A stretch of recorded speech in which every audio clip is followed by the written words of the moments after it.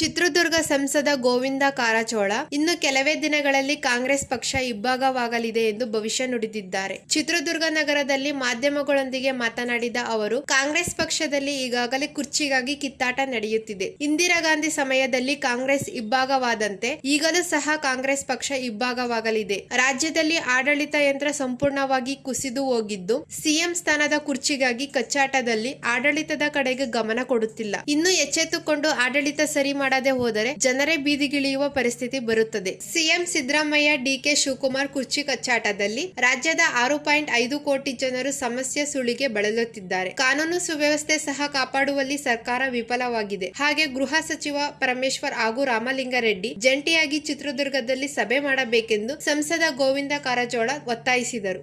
ಸಂಪೂರ್ಣವಾಗಿ ಕುಸಿದು ಹೋಗಿದೆ, ನಿಷ್ಕ್ರಿಯ ಆಗಿದೆ. ಕುರ್ಚಿ ಕಚ್ಚಾಟದಲ್ಲಿ ಆಡಳಿತದ ಕಡೆ ಗಮನ ಕೊಡ್ತಾ ಇಲ್ಲ, ಯಾರೂ ಕೂಡ ನೋಡ್ತಾ ಇಲ್ಲ. ಬಹುಶಃ ನನಗನ್ನಿಸ್ತದ, ಹಿಂದೆ ಇಂದಿರಾ ಗಾಂಧಿಯವ್ರ ಕಾಲದಲ್ಲಿ ಕಾಂಗ್ರೆಸ್ ಒಡೆದೋಗಿತ್ತು, ಅರಸು ಅವ್ರ ಕಾಲದಲ್ಲಿ ಒಡೆದೋಗಿತ್ತು, ಬಂಗಾರಪ್ಪನವ್ರ ಕಾಲದಲ್ಲಿ ಕಾಂಗ್ರೆಸ್ ಒಡೆದೋಗಿತ್ತು. ಮತ್ತು ಬಹುಶಃ ನನಗನ್ನಿಸ್ತದ, ಕೆಲವೇ ದಿನಗಳಲ್ಲಿ ಕರ್ನಾಟಕದಲ್ಲಿ ಮತ್ತೆ ಕಾಂಗ್ರೆಸ್ ಇಬ್ಬಾಗ ಆಗ್ತದ ಅಂತಕ್ಕಂಥದ್ದು ನನಗೆ ಕಾಣ್ತಾ ಇದೆ. ನಮ್ಮ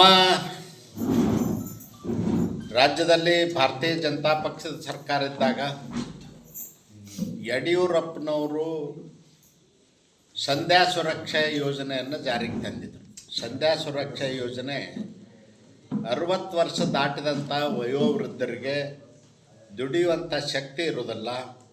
ಅವರೆಲ್ಲರೂ ನೆಮ್ಮದಿಯಿಂದ ಮುಪ್ಪಾವಸ್ಥೆಯಲ್ಲಿ ಬದುಕಬೇಕು ಅನ್ನೋ ಕಾರಣಕ್ಕಾಗಿ ಅವತ್ತು ನಮ್ಮ ಸರ್ಕಾರ ಇದ್ದಂಥ ಸಂದರ್ಭದಲ್ಲಿ ಯಡಿಯೂರಪ್ಪನವರು ಮುಖ್ಯಮಂತ್ರಿ ಇದ್ದಾಗ 500 ರೂಪಾಯಿ ಪ್ರತಿ ತಿಂಗಳು ವೃದ್ಧಾಪ್ಯ ವೇತನವನ್ನು ಕೊಡ್ತಾಯಿದ್ರು.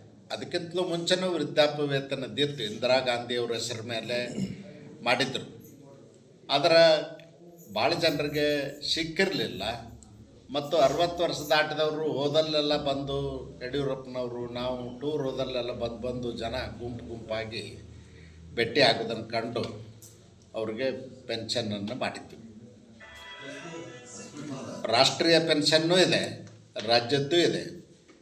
ಒಂದು ದುರಂತ ಏನಾಗಿದೆ ಇವತ್ತು ಅಂದರೆ, ಸಿದ್ದರಾಮಯ್ಯನವ್ರ ಸರ್ಕಾರ ಬಂದ ಮೇಲೆ ಹಿಂದೆ ಯಾರಿಗೆ ಸಂಧ್ಯಾ ಸುರಕ್ಷಾ ಯೋಜನೆ ಒಳಗೆ ಮತ್ತು ರಾಷ್ಟ್ರೀಯ ವೃದ್ಧಾಪ್ಯ ಯೋಜನೆ ಒಳಗೆ ಮಂಜೂರು ಮಾಡಿಕೊಟ್ಟವ್ರದ್ದು ಎಲ್ಲರದು ಇವತ್ತು ಕ್ಯಾನ್ಸಲ್ ಮಾಡ್ತಾಯಿದ್ದಾರೆ. ಪ್ರತಿ ಊರಿನಲ್ಲೂ ಈ ಥರ ಆಗಿದೆ.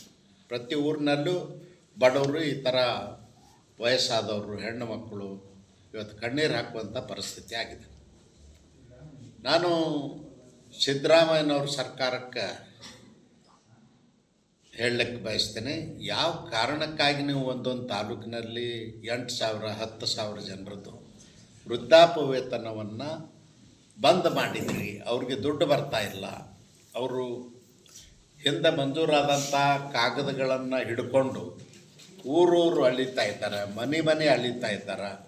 ಇದು ದೊಡ್ಡ ದುರಂತದ ಕೆಲಸ ಅಂಥೇಳಿ ನಾನು ಹೇಳ್ತೀನಿ.